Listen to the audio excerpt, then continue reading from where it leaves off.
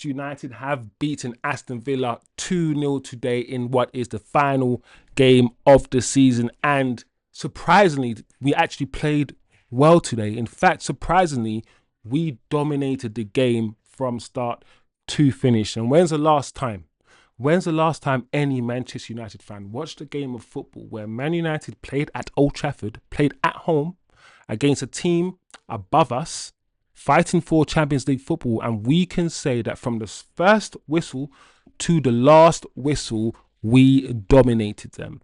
Listen, a lot has happened over the past week, over the past year, and there's a lot to get into, and we won't get into all of it in this match reaction. But specifically about today's game, as a Man United fan, does it make you more optimistic for the future? How does it make you feel knowing that we turned it on today, and today against Aston Villa, we totally dominated them? Does it make you feel more optimistic for the next season, for the summer that we're about to have? Are you Amram in or Amram out? Does a win today change anything? I want to, just let me know. Let me know.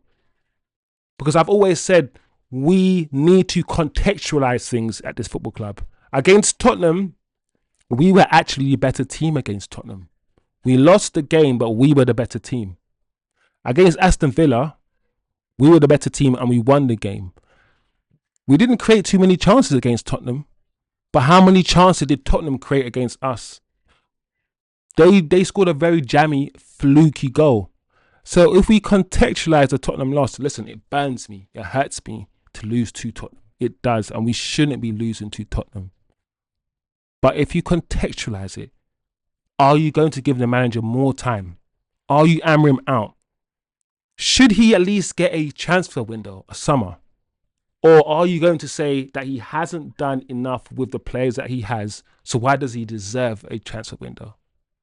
Today, he started Hojlund. Now, one of the things that I'm always negative about and I always hold him to is the fact that Hojlund isn't good enough. I don't care if he fits the mold of striker that you want, dynamic striker that runs in behind. And if he fits that mold, fine. He's the profile that you like, the Gorkes profile, but he's not good. So I'd rather you say, cool, Zirkzee might not be the profile that I like, but Zirkzee's better. He holds the ball up, you bring others into play him. I hope Zirkzee's getting a rest or he's injured or whatever it is, because he was in the stands with Ligt. But the fact this manager keeps playing Hojlund, even when Zirkzee was fit, is a concern to me. The game today, apart from Bruno, in my opinion, he gave the ball away a bit too much. He still had a decent game, Bruno. There are not many players who really had a bad game today. And even though Bruno gave the ball away a bit, Bruno didn't have a bad game. He had a decent game, you know. Mason Mount, I don't think Mason Mount had a great game today. That's another concern. Another concern of me is every manager seems to like Mason Mount. And the fan base, we don't like Mason Mount. Mason Mount wears a number 7 shirt. He's been injured for the last 3 years. And I don't like Garnacho, right, as a footballer. But one thing I will agree with is, how the hell has this guy not played any games and just plays the final? I think I would rather start Garnacho in the final than Mason Mount. I honestly would. So today, there's not a lot to analyze today, really, in my opinion. Aston Villa, Martinez, I have no idea what this goalkeeper was doing, but thank you for that clothesline, for that hip barge. Listen, he took Hojlund out, bro. I thought Hojlund was knocked out for was going to be knocked out for 2 weeks. He finished him. And that's the goalkeeper, apparently, that we want, right? At this football club. Listen, I think Onana does need to be replaced. I don't know if Martinez is the goalkeeper to replace him with. If you disagree, let me know. Comment below. Ahmad, good game today. Ahmad was better today. When Ahmad gets doubled up on, he often also gets out-muscled. He's small in stature, so it's never really a good thing. I think Cunha, if or when he comes in and he takes that left 10 position, because of his natural strength on the ball, he's quite strong on the ball. I hope that we will be stronger going forward. I think we're very lightweight going forward. Hojlund always on the floor, always backing up into players like he's whining in a club, always eating grass, always on the floor. Ahmad, for a small diminutive guy, doesn't get his henched out as much, but he's often on the floor getting fouled. Garnacho, always getting pushed around. If we can get 10s, even Mason Mount gets pushed around. If we can get 10s that can go toe-to-toe with defenders for strength, amazing. I think one of the issues we have is that we often get bullied by big defenders in the final third. Bullied. We've got the technical ability to make some triangles, but often when we get to the box, our players are getting pushed down to the ground. I don't think Cunha is that kind of footballer. I think Cunha will push you to the ground before you push him to the ground. So, you know what I'm saying? The starting lineup, like I said, apart from Hojlund, got no issues with.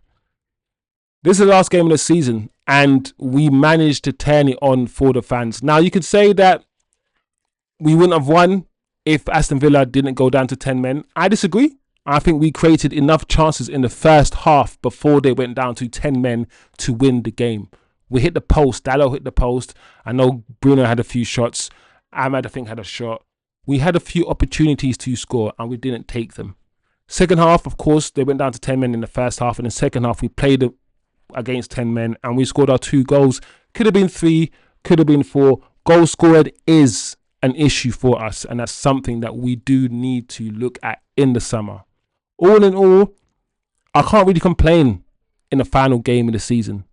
I will talk more about the season as a whole, because even in this analysis, I'm going between analysing the match and analysing the season. I'm going in between, but I'm going to do more videos where I take a deep dive into this season and analyse in depth what really has gone wrong, the manager's system, the players, the league, the Europa League. We need to have a deep look and a deep conversation about what we have to do as a football club going forward. Now, it seems that the manager is keeping his job. Comment below whether you think that should happen. I'm 50-50 now with the manager. Before, I was 52-48. 52, keep him. 48, let him go. After this week, what I've seen from him, and what he said about, if you want me to go, then I will go. And all of these things, I'm like, after the Tottenham defeat, I am now 50-50. If Man United announced that he's gone, I would be like, cool, get Thomas Frank in now. I need people with Premier League experience who know the league, who are not going to take 3 years to understand the league. I need someone like Thomas Frank. At the same time, if Man United say we're going to keep him, which I see it looks like that's going to happen. It looks like Man United will keep this manager. Cool. Give him some good players.